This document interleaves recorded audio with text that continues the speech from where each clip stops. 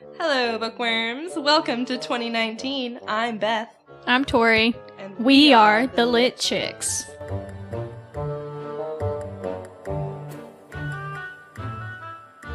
Do you know the name of the wind? Well, we don't either. Starting off, we would like to thank everyone that has been listening and, hopefully reading too, because that is sort of the point of this whole thing.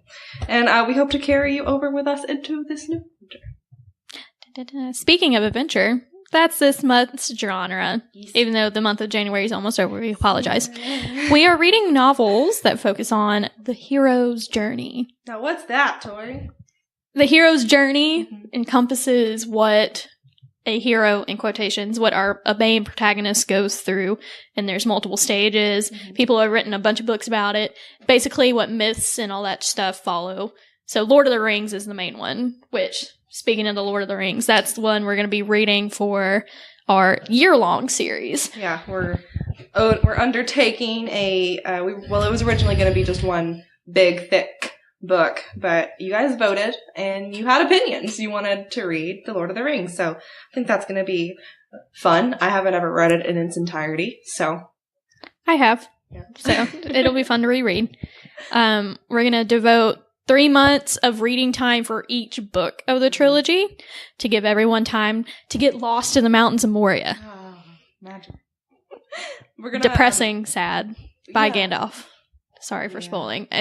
Surely most people have seen the movie by now. Yeah, by now, if it's spoiled for you, I mean, good for you for not... Yeah. For making it this long. Read the book. But yeah, now it's time to read the book and find out what happened to Gandalf. Mm-hmm. We're going to update periodically with our regularly scheduled uploads, regularly. After we figured this one out, yes.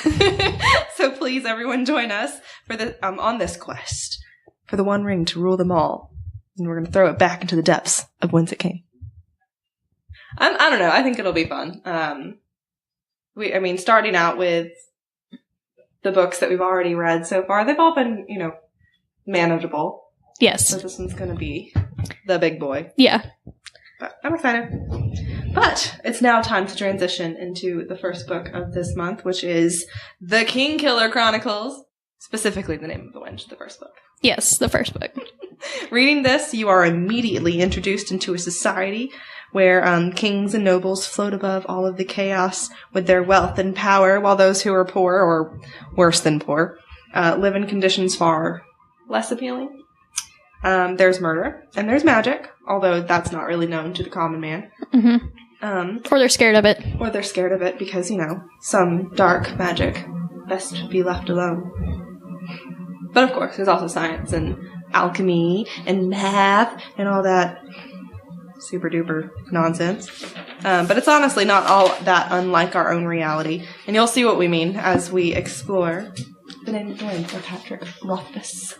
Speaking of Patrick Rothfuss.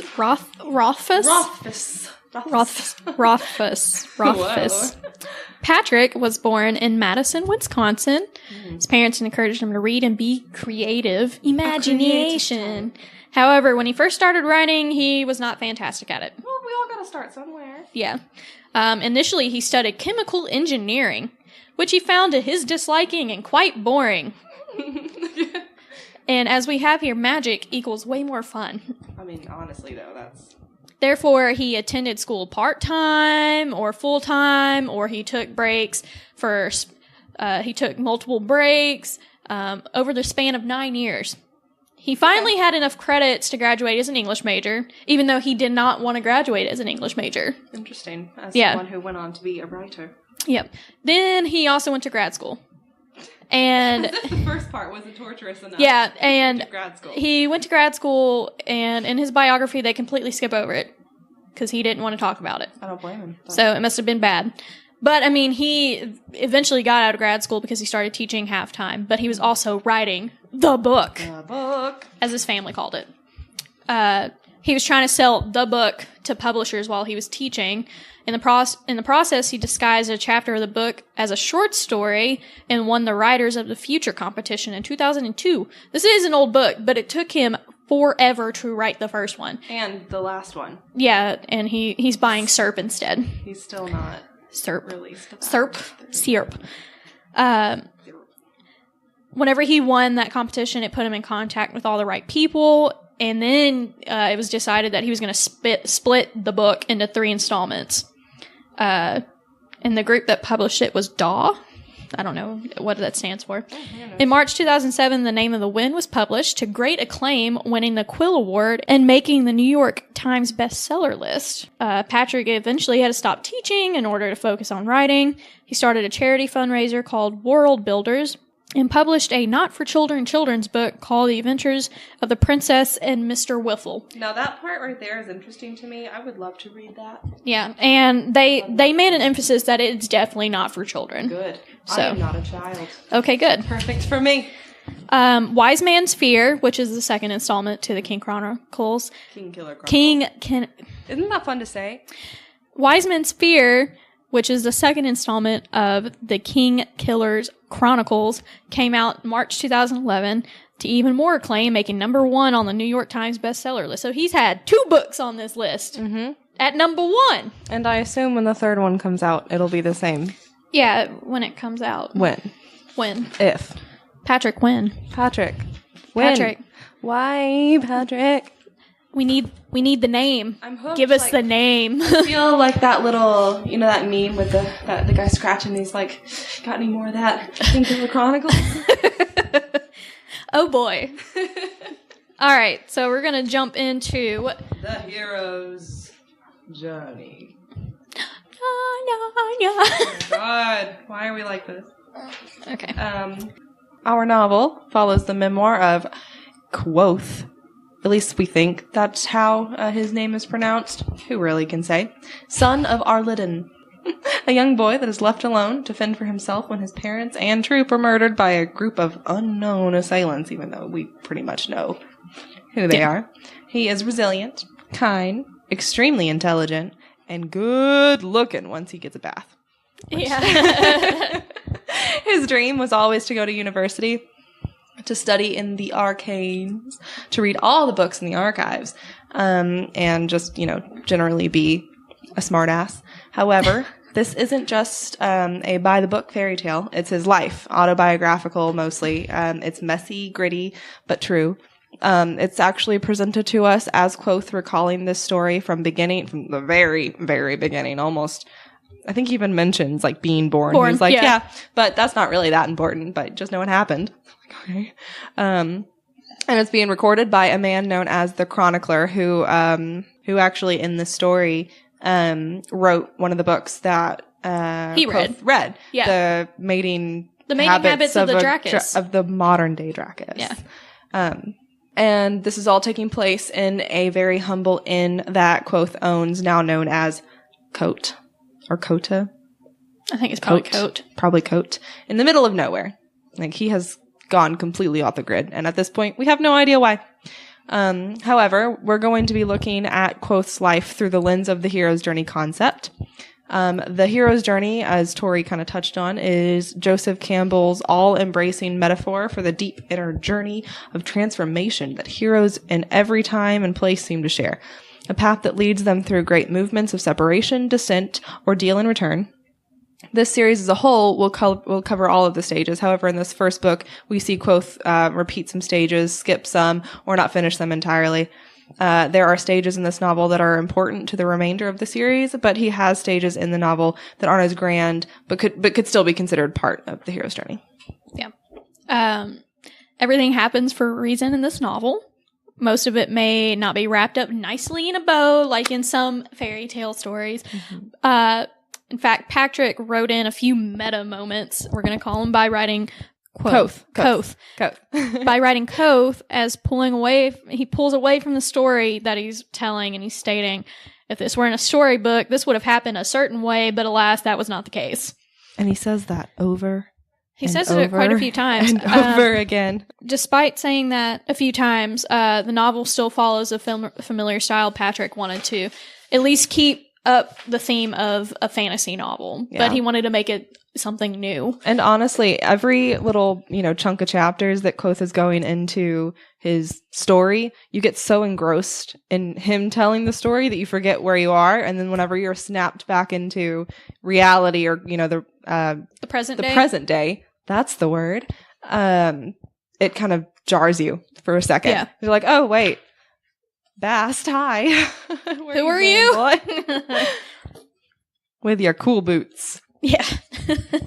Those shiny And your boots. blue eyes. And, I can only imagine what he looks like. oh, you know I've looked up not fanfiction. Whoa, not yet. fanfiction. Not yet. Even though we have a fan theory that this could potentially be a Rurouni Kenshin fanfiction of some. It's got to be something. He reminds me so much of Rurouni Kenshin. And his name even begins with K. It starts with a K. They're both redheaded. They both work in like unassuming. Don't they both have jobs. green eyes? Does Kenshin have green eyes? You know, I don't remember. I think they're brown. No, No, I think they change color. I think they change color whenever he goes into his... So do coats. They do. Yeah. They get murky dark green. Yeah. My God, I love this book. I meant to say fan art. For the record. Okay. Yes, we look up fan art. Because... oh, why? All right. So the beginning stage is the ordinary world. Hey, they're blue. Rurouni Kenshin's eyes are blue? They're like gray blue. I think they're purple. Oh yeah, they are purple. Yeah, they're purple. Which isn't that a complementary color of green? Or is it the opposite No, of green? It's like pretty near to green because red is the opposite of green and yellow is the opposite of purple. Okay. Yeah, Anyway. whatever. Anyway, point is, they're the same. They both use swords. Huh? They both use swords. Mm-hmm. You guys can agree. But don't disagree because we're right. Anyway, going back to, the ordinary world.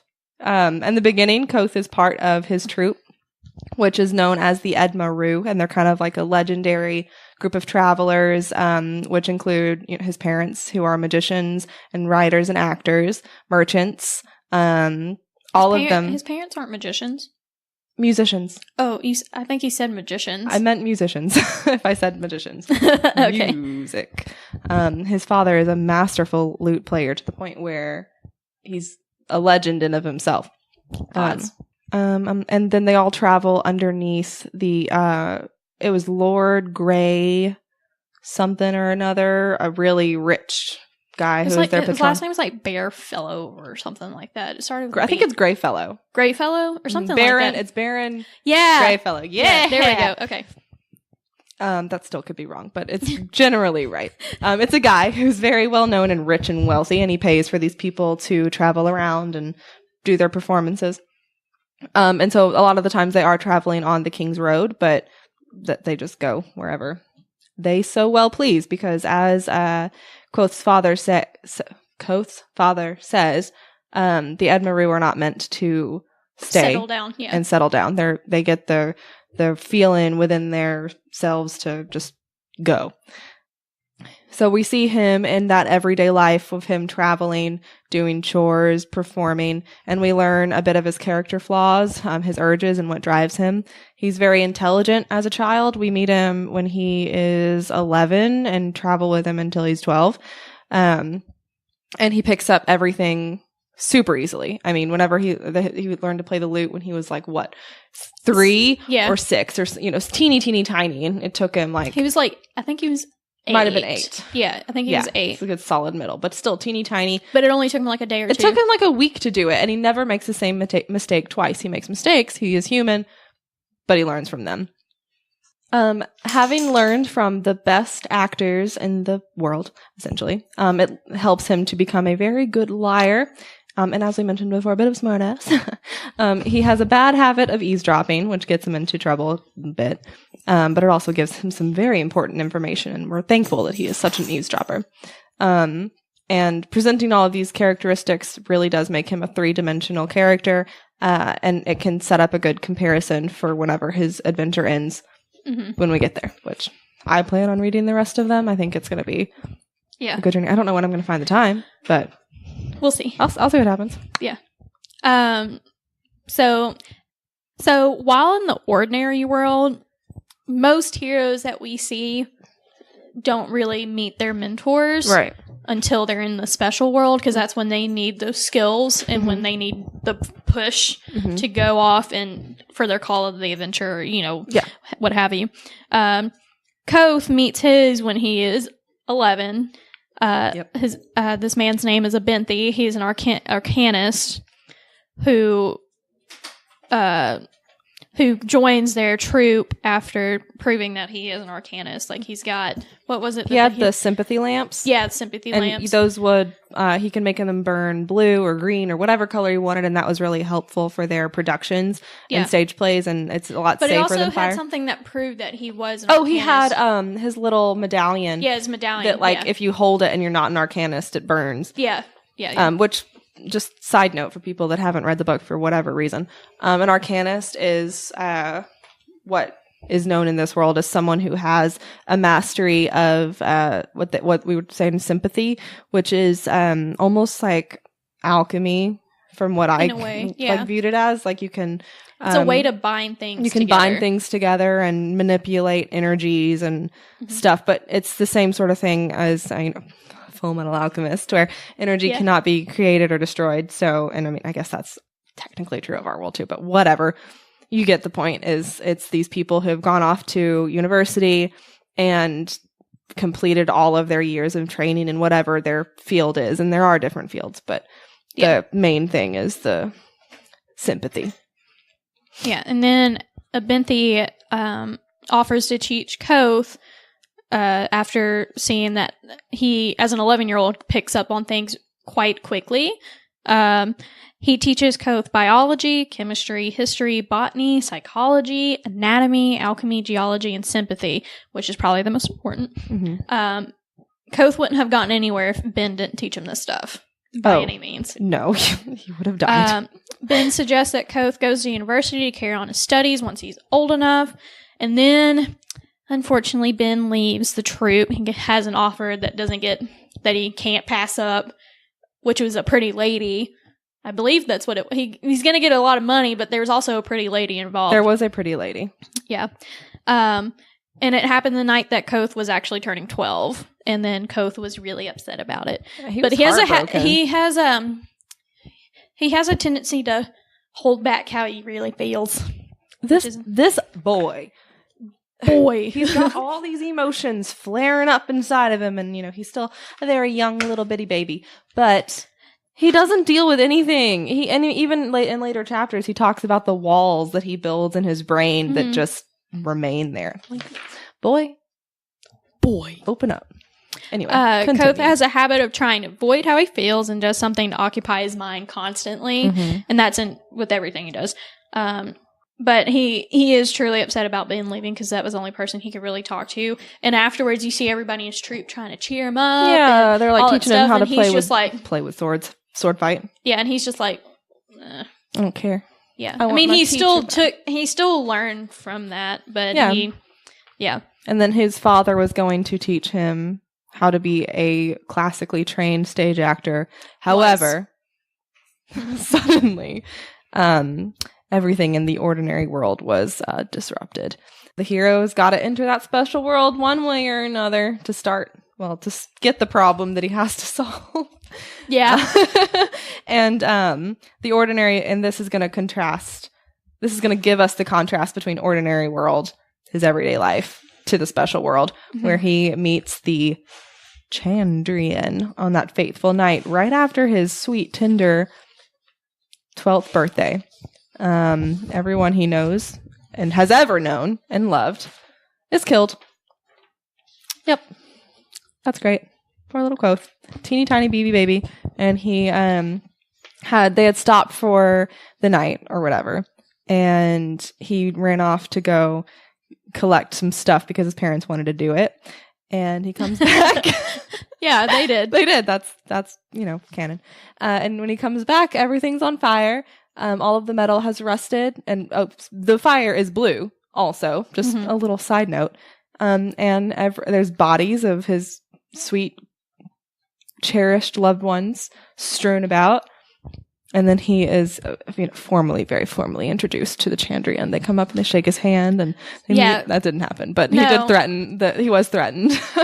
Yeah, but they didn't attack him immediately either. No, which I thought was interesting. I think that the main guy, the white-haired one that walked up to him, I don't remember his name, that felt like 10 years ago, he was going to go after him, but then Haliax, the guy that was in the back, and who was like the guy, they got a calling from the void or something, and they had to go. They're like, hold that thought. We'll get back to you later. Yeah, well, I think the guy that actually went up to Koth was like, I don't know if he was going to kill him. I think he was kind of, I don't know. I think he wanted to, because their whole thing is that if you know too much about them, they're going to kill everyone that knows about it, as we see later in the book. So I think I don't know. There just seemed like some hesitation, but I mean, the other guy told him to not do it. Yeah, because he was like, it's whatever. Yeah, he's a kid. Yeah, he'll die. It's fine. Little did they know. That's your baby boy. Whoa. But yes. Come kill whoever. Not yet, but no. Soon. And maybe he doesn't kill them. I don't know. We don't know. We have no idea. But anyway, this whole ordeal is the setup for his call to adventure. Adventure is out there. Never mind. Call back later. Yeah. He ignores it. Yes. Yeah. And runs away. He spends a whole summer in the woods just grieving and with surviving. A book and a lute. He has a book and a lute and some string and some wax. Yep. That's about it. He tries to kill a rabbit. He can't do it. But then he's like, you know what? Actually, I'm really hungry. I wish I'd killed that rabbit. So this just occurred to me. You know how we were talking about Kenshin and whatever? There's also a whole lot of Full Metal Alchemist in this. Yeah. Patrick totally nerded out. Patrick is 100% a nerd. And he watches 2002 anime. would have been... It would have been the time. That was very popular in 2002. That little boy, he's traumatized. He saw Ed and Al have to kill that rabbit, and they're crying over it and smushes it with a rock. Yeah. I might be traumatized from that, actually. Oh, giving up Al's whole body and Ed giving up his arm and his leg was not enough. That was not nearly as traumatizing as having to kill a little teeny tiny bunny. Yeah. Yeah. But they had to. Their teacher made them. Yeah. It's not their fault. Anyway. Excuse us. Excuse us. We're just dorks. So he tries to surround himself with the unfamiliar so that he's just in survival mode for this entire time. He doesn't want to have to deal with the fact that he's lost his family and everything. And he has nowhere to go. He has nowhere to go. He's in the middle of nowhere. He doesn't know where he is. He doesn't have a map. He has no money. He has no money. And so he's just not really sure what to do. Eventually, he runs out of... It's not even he didn't run out of food. It was his lute strings. He broke one string, learned to play with six strings, broke another one. Because he was like, I broke a string. I really should go get another one. You know what? I can make do. I can learn to play with a 6-string lute. So he does. And then it gets down to the point where I think he had like 3 strings left. And he's like, actually, I can't do this anymore. And that's what inspires him to walk his little skinny booty up to a city. Yeah. And... just kind of exist on the streets for so that's kind of, well, at first, I just want to go back to whenever the first string on the lute breaks. Mm-hmm. Anybody else would have been like, okay, time to go. But he ignores that urge to go. Yes, he just is that dead set on not dealing with it. He wants nothing to do with people because he can't trust anybody. Mm-hmm. But then the second string grew, and and then he finally decides. But his grief was... eternalized and so deep that he refused the call of adventure twice, which most people by this point, most hurriers, they're gone by the second one, or they go immediately for the first one. Mm-hmm. Not Koth. And then he gets to the city and gets comfortable again, so it kind of becomes a secondary, ordinary world for him. Yeah, and he lives on the streets, poor. He figures out how to get a little house, how to find food, how to beg. Yeah, and all this time, I mean, he's still learning stuff, and I guess you could maybe even argue that Tarbine was his second mentor. Yeah, if you want to get really into that kind of thing. Yeah, but I mean, because he also had to learn who he could trust and who couldn't. Mm-hmm. He eventually, he didn't trust anybody. No. Overall, until he met he learned to pick his fights too. Yes, he really grew a lot. And I think he was on the streets for 3 years. Mm-hmm. He's 15 by the time he leaves. Yep. Or 15 or 16, one of those ages. And I mean, he didn't plan on staying in Tarbean for 3 years. He was hoping that he would stay there. He was only going to be there for a day. Yeah, and get the strings. Yeah. And it didn't work out. No, because he got attacked. Mm-hmm. So poor kid. No. But as we know, he's talented and he can adapt fairly easily. So he figures it out. And he's gotten comfortable, but then he decides to go to Hillside. Yeah, it's getting close to midwinter or whatever their holiday midwinter is. pageantry. And he's thinking that, okay, so this is familiar. I know this holiday people are going to be in the giving mood. I'm going to go to the rich side of town and see if I can't get a couple of silver talents. Was a bad idea. It was a really bad idea. He gets the snot beat out of him after a merchant tattles on him, and he's like, I don't want this piece of trash walking around my store. And then the officer's like, you're gonna get me in trouble, and chased him down and beat him and beat this child. Yeah, Teeny he's a child. Baby. Yeah, and to the point of where Koth was like, I'm gonna die. I'm okay with that. And he accepted it. Yeah, he's like, so you know what? that's what they call a ritual death. Like all of him has just died except for his physical body at this point. Yes. Like he completely gives into it. And mind you, it's freezing outside. There's snow on the ground. Yep. He had the one little sliver of hope he had that I think it was just a half penny that he got. It was a half penny. And that was lost in the snow whenever he got beat. But a couple of the demon pageant goers discover him, and the guy dressed as Incanus is insistent. He's like, no, we gotta help this kid. He's just a kid. Like, he's freezing. He's almost dead. Like, we gotta get him out of here. And his partner is saying, no, we gotta go. Like, I mean, a whole mob is chasing after us. This is part of the celebration. We can't take him. So, not really having any other options because she was right. Incanus, or the guy dressed as Incanus, gave Koth, I think it was 3 talents, which is more. I thought it was 2. It might have been 2, but it's more money than he's seen ever. Yeah. And also some gloves because his hands were about to fall off. And he makes his way home. He's able to get a warm blanket and some food. Yeah, like he goes food. by an inn, and the girls are like, "Can you come in, sit by the fire?" And he runs away. He's too scared. And then one of the girls starts crying because he says something to him, just because he's obviously got beat up. Yeah, he got beat up, and he's upset, and he doesn't want to trust anybody. No, and I can't blame him after what he's been through. Yeah, I wouldn't want to be near him. I would be dead. Yeah, we would be dead. We are not Koth. No, I would have been dead. I would have been stayed at the troop. I'm not going in the woods by myself. Hell nah. Hell nah. Let me face Satan over here. But it gives Koth the chance he needed to begin again. Yeah. Begin anew. Mm-hmm. And now this time he is really beginning anew because now he can get out of Tarbean. It still takes him a little while, I think, to get out of Tarbean, but because when. Yeah, is that's the point whenever he gets... No. We're missing something.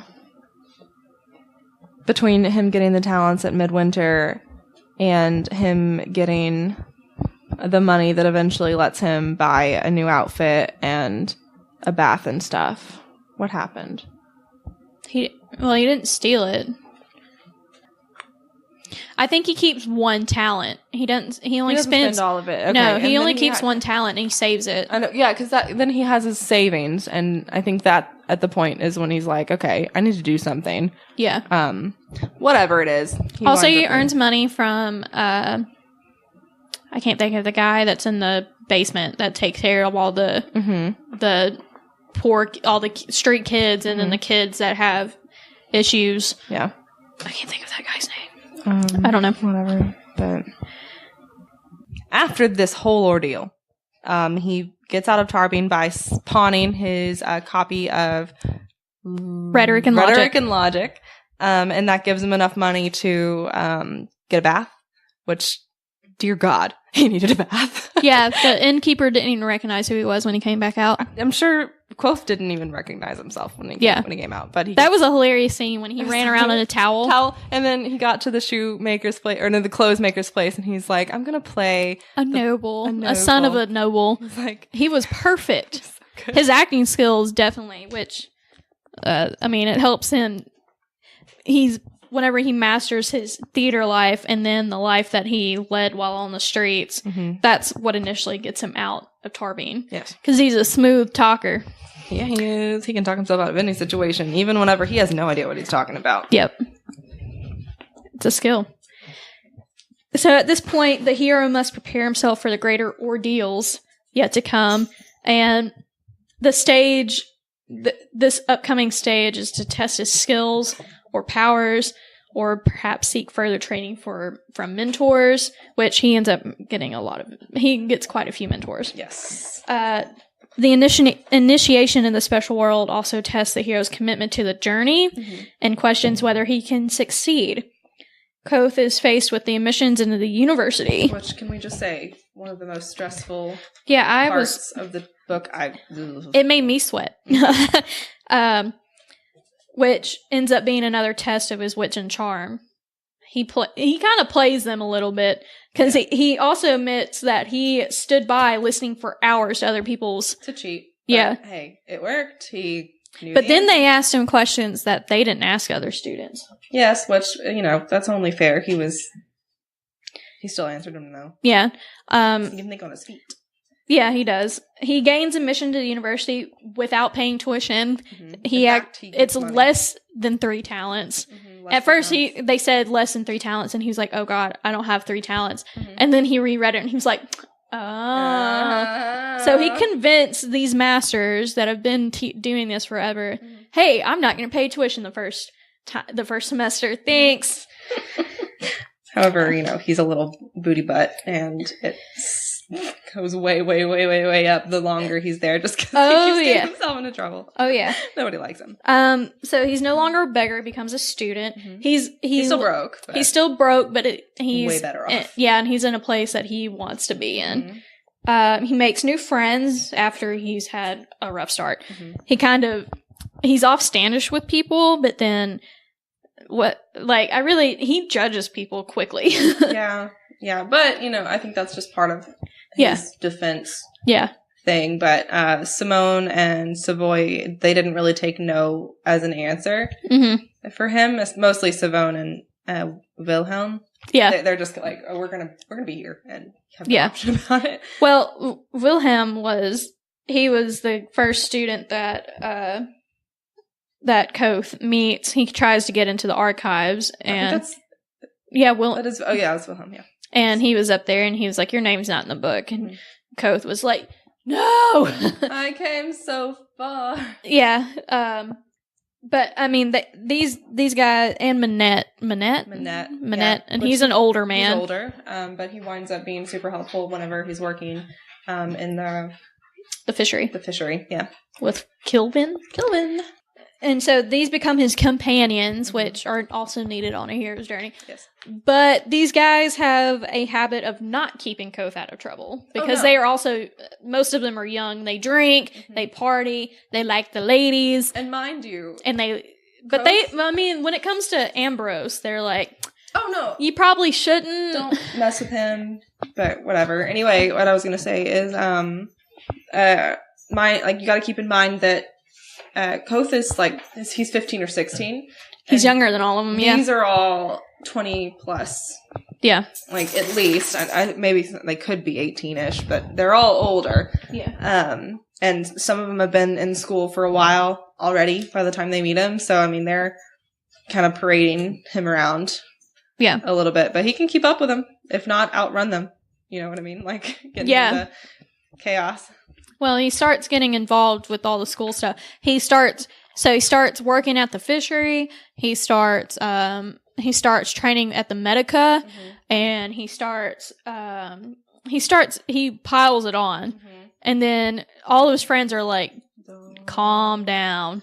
you're going to wear yourself out. Freshman, you know? Like, I can take 33 hours, whatever, it's fine. Yeah, and by the end of it, he's exhausted. He's almost dead. Yeah. He gets fired from his... He eventually buys it's not a new flute. It's an old flute that he basically scammed this guy out of, you know.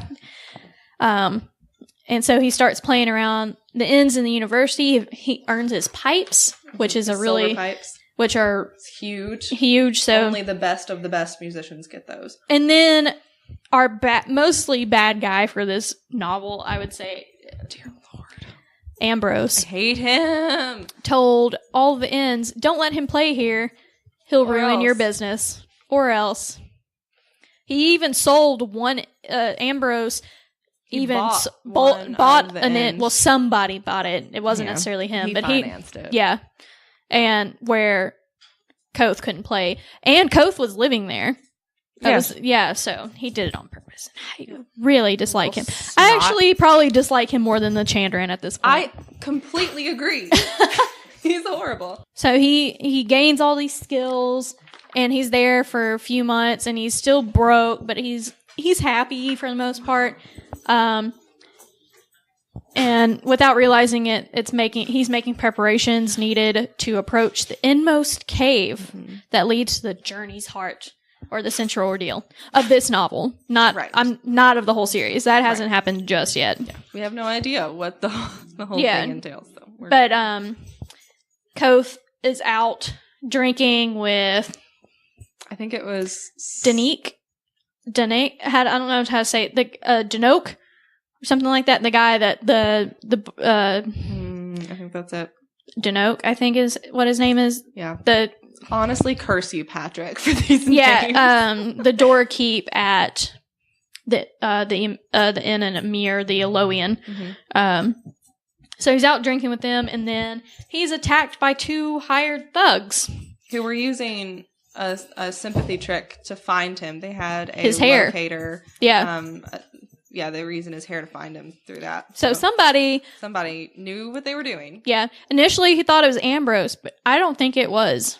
I mean, I completely see, because we were talking about this earlier. Yeah. I completely see where you're coming from, where it might not be Ambrose, just because. But he doesn't figure out who did it either. At least not right now. But I mean, it could be, but at the same time, it may not. What makes me think that it's Ambrose is that the current Koth says that it was Ambrose. And if something happened in the later novels, he would have known. Yeah. But Koth is able to escape because he has skills in sympathy, and he also uses his stuff to explode and blind these guys. And these guys didn't actually know how to use sympathy. They had this thing set up for them, so whenever he's calling upon the lightning from the sky, they think he's a demon or something. Yeah, they're just they're mercenaries. They don't know any better. No. They're not magical mercenaries, that's for sure. But still, he's freaked out. Yeah, he books it. He just keeps running, and he's still on the other side of the river. He's not on the same side as the university, but he keeps going because I think they do cut him or something because they have a knife, and they get cut him, and then he has to go. He gives himself stitches. Yeah, he didn't want anyone to know that he got attacked. Yeah, he ends up staying a night at the inn. And after he tends his wounds in the morning, he overhears sailors that had just pulled in speaking of a wedding party that was brutally murdered about 70 miles from Emir. Yes. And, so this is, for this novel, I think this is where the beginning of the, he's getting close to maybe some answers from the beginning. Yeah, and I think this is the part for him where there's something inside him that really, truly awakens for the first time. Yeah. Because in all these years, he had no idea if he made up what he saw that night. He didn't know it. Anytime he's tried to research the Chandrian, something's happened and gone in his way. This entire time, he's not been able to access the archives. The entire reason he wanted to go to university to research it. It's because they think it's a myth. It's a fairy tale. It's a fairy tale for these people. Or the everyday man. So he's thinking he's crazy, but then he hears the story of real time an attack happening that sounds like something. Yeah, with sightings of blue fire. And he's got to get there. Yeah. another really stressful part. He goes to that moneylender. What was her name? Davi? Either Devi or Davi. It was Devi. And gets 20 talents out of her.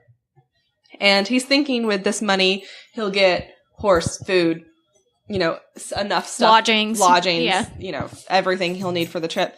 But turns out the horse that he needs, they were asking 20 talents for it. And he talks it down to 16, I believe. But that's still almost all of his money. I can't even... And then he also gets gypped off. He gets... I shouldn't use the word gypped. He also gets... Taken advantage of because this horse is painted, which you don't find out until they cross a river. Yeah, but I mean, truthfully, that's not the biggest deal for him because he just wanted it to be a fast horse, which it was a very, very, very fast horse. Yeah, so he travels 70 miles in a day. Yes. Less than a day. He gets there by... a couple of hours. He gets there by noon. Mm-hmm. A little afternoon. Yep. And then he runs into a tinker, which you're never really supposed to pass up a tinker. It's bad luck. Well, especially for the Edmaru. Yeah. And he makes friends with him. He's able to work out a deal where he trades off his horse for some other useful items, but not the useful items that he needs. No, the strawberry wine. And the rope. And the rope. He could have had rope. I didn't even... Oh, my God. Which is why when a tinker offers you something, you don't... take it. You don't decline. Uh-huh. He knew that he offended the tinker when he said it. Mm-hmm. The tinker knows. Tinker person. I forgot he had a... Oh, my God. Yep. Oh. Yep. Oh, his life would have been so much easier. Uh-huh. Yep. So we'll get to that. Yeah. So he gets to the city or the town. It's not a city. And he's walking around, taking everything in. Whenever he gets to the inn where where he can finally ask people, "Hey, do you know what happened to the wedding?" Nobody wants to talk about it. They're obviously all very traumatized. However, there is one person that survived. And he has this story where he's here looking for his cousin, and he's just a homely farm boy trying to figure out what happened to his dear old kin. And they're like, well, this person's not from around here. Maybe that's your cousin. And he gets up there. And who is it but Denna? And I know we haven't mentioned her yet in the podcast, but this woman is someone who's been in and out of his life since... he made his original way to, Tarving. Yeah. Mm-hmm. And, she is the one that survived. Yeah. That blew my mind. Whenever he walks in and he's like, Denna? Yeah, and she had been gone for days before, and nobody had seen her. Mm-mm. She left port, and nobody had seen her, which she goes back to Mir quite often. Yeah. But she doesn't stay in one place a lot. No. So it's not weird for her to disappear, but... They keep finding each other. Yeah, and her whole thing in this kind of sketched me out. Mm-hmm. But, I mean, I don't know her. I don't necessarily think that she's got ill intentions, but this could be a situation like Meg and Hercules. Mm-hmm. Yeah. You never know. Yeah. You never know. Did you want to touch on that a little bit while we were here with Denna and your opinions on her? Or... Well, I'm not a big fan of her. I like Fela more. Yeah. Yeah, the one that he rescues from a fire. The safe choice. Is she? Yeah. She is a lot older than him. But also they don't say how old Dina is either. I think she's supposed to be around his same age because whenever they were in the caravan, I think he mentioned. Yeah, she was still young. They were both tiny babies. But he is head over heels for this girl, and she... The thing is, I don't know if she does it on purpose. I think, okay, so there's obviously something in her past that she's not dealing with too. Both. Yeah. And so we can't know why she behaves this way. I mean, it could be as simple as daddy issues where her parents were killed or whatever. And so she's looking constantly for someone to take care of her. That's why she's not alone all the time. And Koth describes her as some sort of animal where you don't want to latch onto her, otherwise she'll run. Yeah. You need to get her to come to you on her own accord. He says a deer. A deer, yeah. Yeah. Which, I mean, also makes sense for someone who was potentially traumatized as a young person. I mean, she was traveling alone as a young girl, and that's not something that was even common back then. So, I mean, there's no telling what she's been through. But her flightiness, I think, could be explained that way. Or it could be something more sinister. It's hard to tell. But well, I don't know. I don't know if she's involved in anything. I don't think she knows she's involved in something. Because this is Mr. Ash. Yeah, who is he? Yeah, and he tells her, hey, you're going to go to this wedding and sing for these people. And then he goes out and he's like, meet me in the woods at whatever. And he's not even attending the wedding. He's just around, I'm assuming. I thought that he was in attendance and he because he's I guess. a potential patron. Patron? Yeah, but I like to say it like Madame Jury. Oh, okay. Your patron? I guess I don't know. She doesn't, that's the thing. She doesn't go into too much detail about him because he wants to be low key, which is also sketchy. Mm-hmm. But he says, meet me out in the woods right before everybody gets murdered. Yeah. And it's completely possible that Mr. Ash is involved because, again, we don't know who he is. He beat her whenever he was like, oh, we can't let it look like you were came out of this scot-free, you gotta... Yeah, and it's not like, I mean, people at the town probably wouldn't have remembered her being there because everybody that was at the wedding party died. Yeah. I mean, they might have because they didn't. But she probably didn't. Yeah, but she probably didn't tell people where she was, and she's not from anywhere, so it just would have been easy to leave with Mr. Ash when he's like, "There's people here," but she didn't. Yeah, and he didn't let her. Only time will tell what's going on with these two. But Koth being in love. Well, I don't know. Love young is and love. And he knows that she's bad for him, but he doesn't care. He loves it. Yeah, that strawberry wine would have come in handy. Because she goes, strawberry wine's my favorite. And he's like, I knew it. But he wanted that shirt. Yeah. That's what you get. Anyway, after they meet up, he's able to free her from the inn where she was being held to be questioned by the constable. And they go to try to find... A, Mr. Ash, and B, figure out what happened at the and any of farmhouse. her stuff, too, because she was like, all my stuff is there. Yeah. And so they look around for a while. They don't really see anything that, unexpected. I mean, obviously the place is trashed, but other than that, it's not, like, the fire is not still blue or anything. Yeah. So they're walking around. They meet the nice little pig guy. And then they make camp for the night, which... They then run into a fire-breathing Dracus. And they're so cute, the way that he describes it. Just like a big old puppy dog rolling around in the fire. Yeah. Cute baby. She goes, it's a goddamn dragon. And he's like, actually, it's a Dracus. It's a goddamn dragon. That part was funny. Just loved it. Yes. And so they're...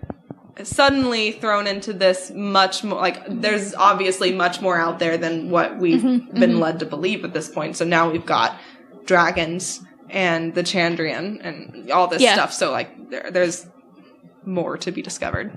Yes. And as they poke around more, I think the night before they had seen a fire off in the distance. The blue fire, which was him. Which was the dragon. And whenever they go to investigate, they find a dead guy and a house and with steel bow, with a steel bow, steel arrows and with a bow. It was a what is that? The automatic crossbow. Crossbow, yeah.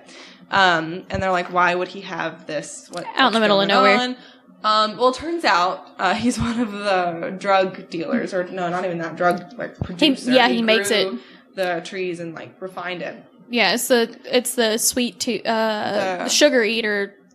Sweet eaters. Is sweet what they call eaters, them. yeah. But it's some sort of resin.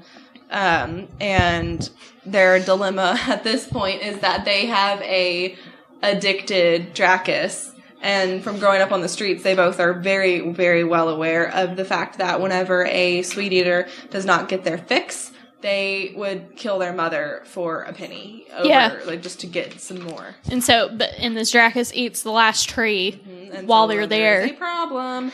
Yep.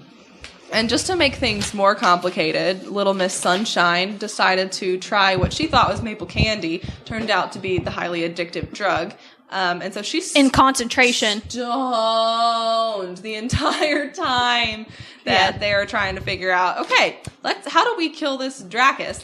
They don't want to kill him, but they have to because he'll run off to that village. Destroy the village, which, he winds up doing anyway. Yeah. If they had the rope, it would have worked out because they came up with this trap. Villagers weren't scared to death that they the villagers held her because Koth made an observation that they're being very traditional this year. Most people have forgotten the traditions. It's because of what happened at the farm. If the village, if that hadn't happened, then it's more than likely the dragon wouldn't have attacked the village. No, because they are attracted to fire, and so that night, whenever I think it was the autumn festival, he's attracted to it because he wants to put it out. Yes, so it doesn't burn his home. So sweet, and it's so sad. They didn't want to kill him. No, he was a good boy. But anyway, what ends up happening is they're not able to. Their plan was to overdose the Dracus, and he takes all of the drugs, but it's not taking effect quick enough. And he just glances around in the dark of the night, sees the entire village lit up with the fire, and prances his little happy butt down there. And then, proceeds to trash the village and freak everyone out. Yeah. So Koth has to go deal with that. Denna's asleep, not being totally unhelpful. Yeah. And he has to figure out a way to kill this Dracus. He eventually is able to use sympathy to crush him with a wall of a church, which gains his reputation as a demon slayer. Yeah. Which, it's so interesting as the story progresses and as he's telling it, you see where all these little legends came from. And he's just kind of womping his way through life. He doesn't know what he's doing, yet everyone's he had no idea. He had no idea what he was doing. It started because, they found him on top of the wall that killed the Dracus. Yeah. So and nobody in the village, the only thing that happened to anybody in the village was a boy had a broken arm from a piece of wood falling on him. Exactly. And that was it. Yeah. So they got off relatively scotch-free. By the time he wakes up the next morning, he's being patched up and whatever, and he runs to go get back with Denna. She's gone. And we don't see her again for the rest of the book. We do. We do? Yeah, at the end. She shows up again at the end. She goes, briefly when she's with not Mr. Ash. Yeah. Okay, I remember that. Another guy. Yeah. Okay. But it still wasn't anything lengthy. Yeah. Just always in and out. But anyway. The next phase of the hero's journey is reward. Yeah, generally. Is that right? Yeah, generally there's a reward after he faces the great ordeal. Oh, yeah. The central or life-death crisis. Yes. Where he faces a fear or confronts a difficult challenge, which was the Dracus in this case, for this novel. That's not going to be the most difficult challenge. Certainly not. But so the next phase is reward, but this is not the end of Koth's tale at all. No, and he's not rewarded at all. In fact, he's punished further. Yeah. He has another incident with Ambrose. And Ambrose destroys his precious loot. And that just ever so slightly pisses Koth off. Just enough to call the name of the wind, which he didn't know he knew. No, and it kind of broke his brain a little bit. Yeah. I thought that we had lost him for a while. I'm like, oh, is it going to be okay? Everybody's like, he's loony. He's completely gone. He's not able to focus his eyes on anything. Yeah. He said he described it as a tornado whirling through his brain. He couldn't, grasp onto reality. And then Master Elodian. He comes and he whispers the words to him. He calms the storm. Yes, because Master Elodian is the master of names. Yes. And I'm not entirely convinced that he's as crazy as he lets people Oh, he's definitely not crazy. I mean, this guy... He's genius, and he knows people think he's crazy. And they say that he went to that asylum. Yes. And I mean, he had a place there, but I think he was there for a different reason. I don't think he was necessarily there for being crazy. Story, yeah. But no, this guy knows. Because now he basically runs the place. Yes. So. Exactly. And he was they call it chancellor. Yeah, he was chancellor. No, he was a chancellor. Chancellor for a while before the current chancellor took over. And they don't really say why he wasn't, or he lost his position, yet. So I'm sure it has something to do with the asylum, but, so he's definitely got some more stuff to him. But since Koth calls Name of the Wind, he ends up hurting. Attack Ambrose. Yes. Unintentionally, but it happens. So they're both, taken in for, discipline. And can I just say, like, the justice boner? Oh, yeah. Is real. Yeah. Because Ambrose, I mean, Koth was up for malfeasance. Which I wonder if that's where Maleficent's name came from. I have no idea. Which, I mean, because it sounds like that. Against another student. Yes. Which that is expulsion and lashes. Yeah. For that. But before he gets his verdict, the Ambrose gets his first, and his was for theft and destruction of property, which at first they weren't wanting to put both. Master him wasn't. You know what? Screw that guy. Yeah. But Koth is able to silver tongue it and actually, no, both are going to still stand, and I'll tell you why. And he lists his reasons, and everyone's like, oh, okay. So he winds up having to pay, Ambrose winds up having to pay Koth, he said, an obscene amount of money. He said, I paid 4 talents or something for it. And he said 20 or 16 or something. Yeah, and then Master Him's like, you've never had that much money. Mm-hmm. And Koth's like, prove it. Yep. So he gets all that money. He's able to pay back Debbie. Whatever. For the loan and all of that, and get back on top. He gets a new, very nice loot. He gets new clothes. But before all that, he has to sit there and wait for his punishment. Which he faces expulsion. He faces lashes, and then he and all of that. And he was like, I'm going to be expelled. Yep. He knew that he was going to be. They all voted for him to be expelled. Yeah, so he was expelled. And then they overturned it. They were like, and now who wants to not do that? And everyone said me. Yeah, except for Master Him. And so then he, as punishment, which I say that very loosely, is promoted to Raylar. Yes, and which a lot of students that takes them years to get to, and he's been there for 3 terms. Yeah. Mm-hmm. And then Master Lodian's becomes his sponsor. Mm-hmm. So it was a whirlwind.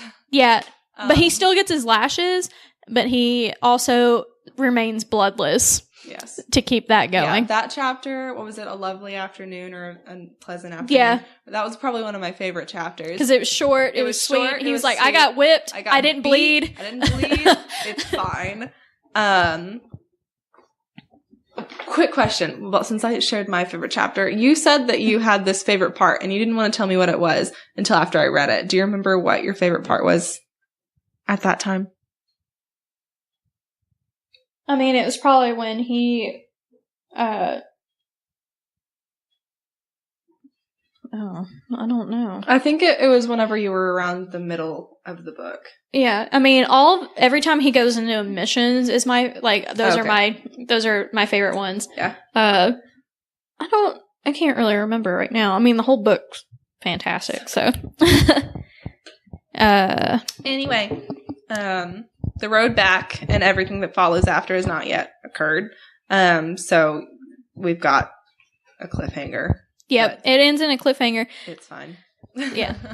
So now we're going to jump into the frame story. Yeah, relatively quickly the frame story, because not as much is happening in the frame story, but a lot is happening in the frame story at the same time. It's most of it thrown in at the very end. Yeah. Before you meet the famous or infamous Quoth, you see him in his current situation, which, like we said, is he's the innkeeper in the middle of nowhere. Yeah. Or in the middle of nowhere. Somehow, between the most unbelievable events that make up his life that we're hearing in the actual novel, Quoth has become Coat. He's become a shadow of himself, who he once was. And as the both final and first words of the prologue and epilogue sum it up quite perfectly, as he is a man who is waiting to die. And I mean, whenever I've read the epilogue. Yeah. Epilogue's first. The first, yeah. I didn't really, I guess, process what I was reading. At first, I thought, man, this guy must be old. No. It turns out he's maybe 30. So no. He's had a rough time. Yeah. But since we experience the journey through the eyes of the hero, we are more able to relate to him. And he is, or the hero, must be driven by universal needs. So to find love, to succeed, to right a wrong, to seek justice. And he kind of all of those pertain to him. It's the tension between the brilliant young hero Koth and the wilted innkeeper Coat that makes The Name of the Wind such a great novel. So in the frame story, Coat is recounting his life in his own inimitable his own style. Mm-hmm. But he's also constantly casting a slight shadow because, but the story... I mean, he's not really looking back on this stuff very fondly. No. Like, this is what happened. Yeah, I mean, and as a reader, the story's captivating and you just get swept away by it, which Bast and the Chronicler do too. So whenever a Coat stops, they're kind of like, whoa, what? Because, the Chronicler always still has his pen ready, and I think that's so cool. You often forget that the man who's narrating has become a shadow of himself. It isn't towards the towards the end of the book that you begin to know something is not right with Koth. Yeah, whenever he's attacked by the mercenary demon man, he's not able to do sympathy. That's kind of huge. Yeah, and that sharply contrasts what he was doing in his story. Yes. I mean, when he was telling of his young self. That was really the moment where I had to just sort of take a step back, like, whoa. Yeah.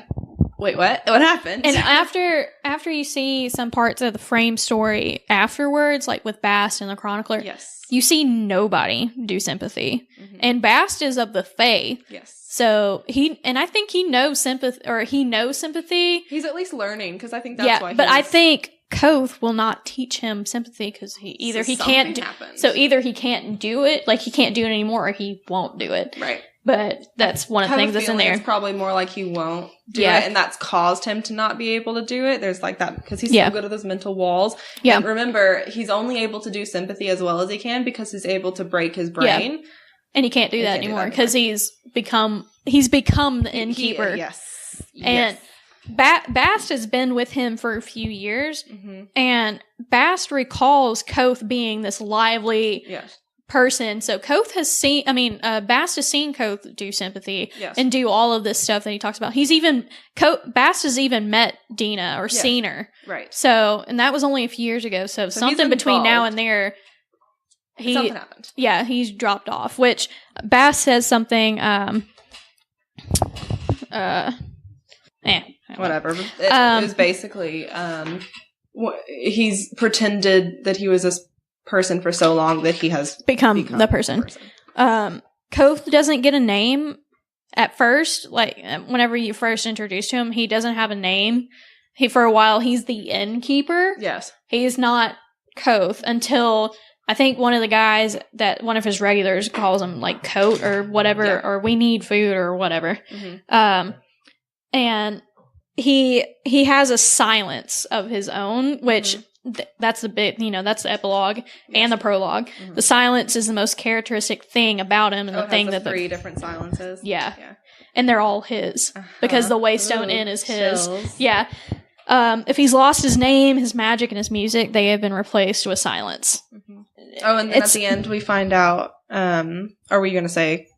No, go ahead. Yeah, well, I was just going to talk about Bast. Yeah. Okay, yeah. In the end, that we find out that Bast is actually the one who was intentionally spreading rumors about Koth to get the chronicler to, or anyone really, to come across where they're hiding out and try to light that spark within him. And he just really lucked out that it happened to be the chronicler, who is someone that Koth is familiar with, and also someone talented enough in record keeping to keep up with Koth. But Bast gets really scary. Oh my gosh, I love this part.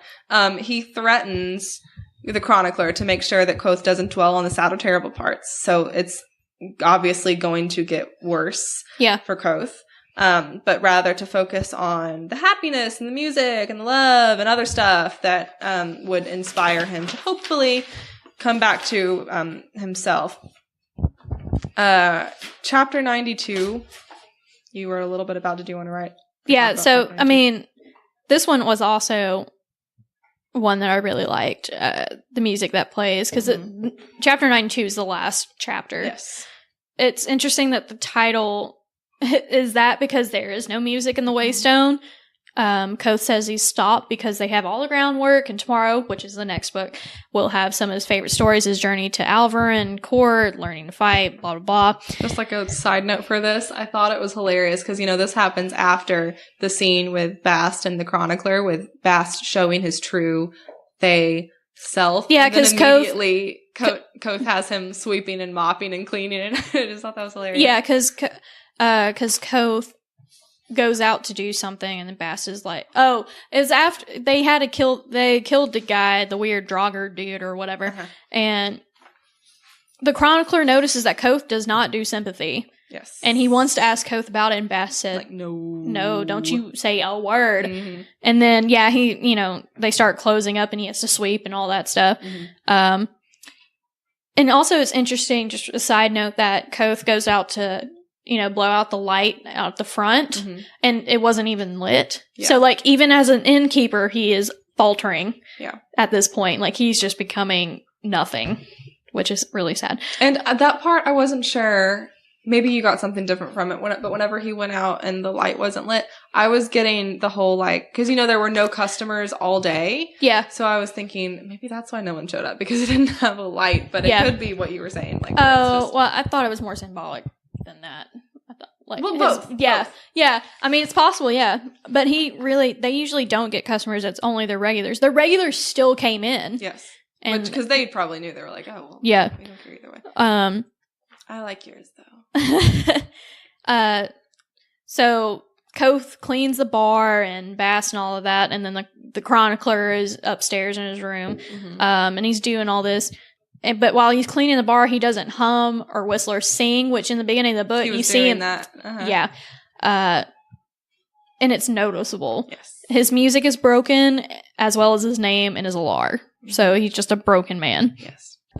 This book ends after a very eventful first day, but we leave with a solid grasp of the world that Koth grew up in and a taste for who he is as a character. Personally, something I think that Rothfuss did extremely well was the way that he wrote the main religion of the world in the story. I know, like a lot of fantasy writers, their main thing that people talk about is the language. Oh, they made this language and blah, blah, blah. And that's not really my cup of tea, even as a language person. Yeah. But their religion is so subtle yet everywhere, you almost miss it. Koth speaks about festivals and traditions. You hear legends of the church through the events that are sprinkled throughout the book. My favorite instance was after the reader is exposed to the original story of Telu and Incanis, we see a mention of the chronicler, and he's actually wearing a small iron wheel around his neck like a crucifix. And I can really appreciate on how well executed this part of the world is done. Oftentimes with fantasy writing, the author doesn't include enough substance to actually flesh out the things that they envision in their heads, and that leaves their audience often confused and unable to really invest themselves into that fantasy world. So I felt really involved, and I feel like I can tell someone about the religion, like of course there's this and that and blah blah blah blah blah, and by the end of it I understood the money. I understood he successfully really set up his world. Yes, which brava. I mean, and it is difficult for anybody to come up a world, especially this expanse. Yes. Like That's incredible. And he did it so well. Mm-hmm. And for this is also his first novel. Yeah. Which is also crazy. Mm-hmm. I mean, like we were talking about earlier, it's kind of written to me like a fan fiction, but like, in a good way. There's more to it. There's more to it. He went into depth about many things, but I mean, I'm looking forward to reading the next one and the third whenever it comes out. But you know what?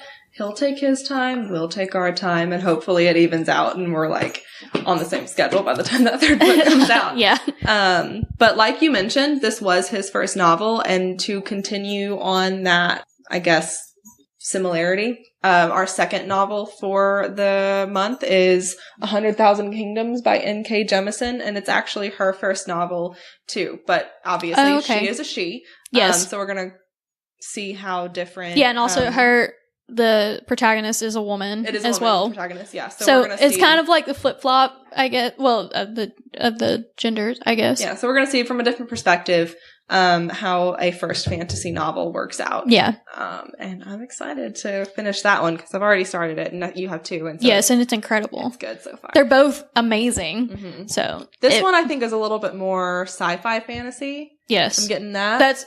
She's known for her sci-fi fantasy. So that's gonna be good. Yes, I'm super excited. But yeah, guys, I hope that you read along with us. We have got some really good books coming up, and it's personally really helped me just start reading more doing this podcast, and it's a good way to relax, wind down, just kind of get out of your head and just check out some awesome novels. You can get them for super cheap on abebooks.com. That's where I've gotten most of mine, and you don't pay more than like $3 for them. Shipping kind of takes a while, but they're pretty decent quality. And then also a lot of these are really posted online for free. So if you really don't have any money, just type in the title of the name and the PDF. But you didn't hear that from me. Yeah. We support the authors. Please support the authors. They are so talented. We are, of course, on social media. You can follow us on litchicks_chirp on Instagram. That's where we're going to be posting the books that we're reading. You can get in touch with us that way, even though, again, most of you guys have our phone numbers.